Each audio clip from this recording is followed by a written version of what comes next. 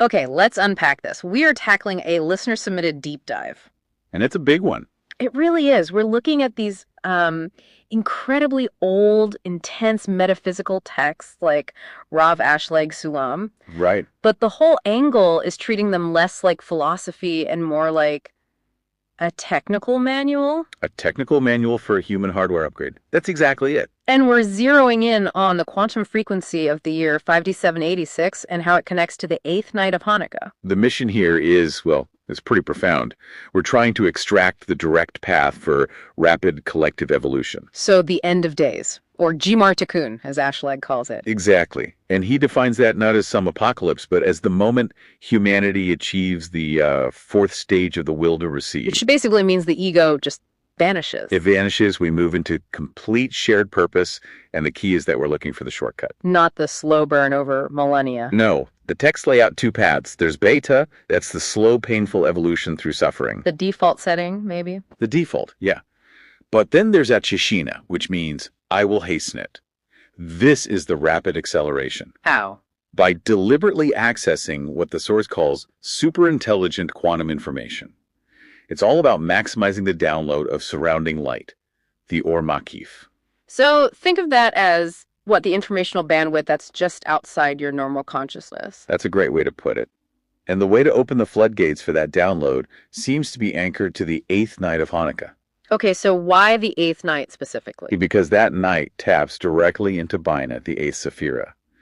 The sources describe Bina as the origin of true freedom and, more importantly, the state of quantum superposition. The world of all possibility. Before anything collapses into our single linear reality, yes. And this is where the meditation part gets really interesting. The eighth flame is called the super rational. Right. And you're instructed to visualize the eight flames not as fire, but as active quantum nodes. In a global network. That networking is the entire mechanism for the speed up.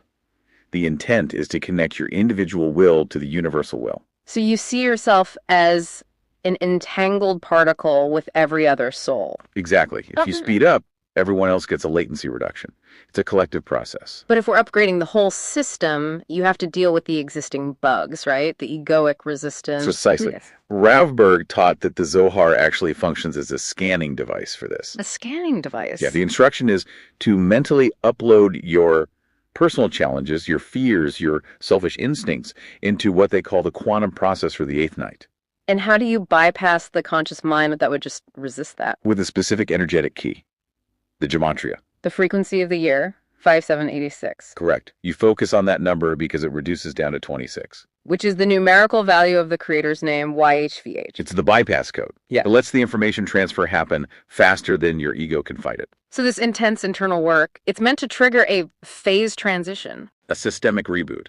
The shift from Homo sapiens to Homo luminous. And what does that actually look like for someone day to day? The change is massive. Your logic literally shifts from binary yes-no, me-you to quantum, which is both and interconnected. So the goal is no longer survival of the fittest? It moves to arvut, mutual responsibility. You're shifting your whole energy structure from one based on scarcity to one that is radiant, luminous. And the sources connect this internal shift directly to external technology. They do. They see things like AI and quantum computing as the externalized brain of Adam Kadmon, the primordial human. So this leads to concepts like the Ashlagian economy. Which is basically decentralized altruism. Using blockchain or AI to mathematically enforce sharing, so value comes from contribution, not hoarding. And on a physical level, There's the idea of neural synchronization, using frequency tech to align our heart rates with the Schumann resonance, which the text is called the voice of the Shekinah, the pulse of the earth. the divine pulse of the earth, yeah. So what does this highly technical spiritual blueprint actually mean for us right now? I think it means the material is presenting a mechanism.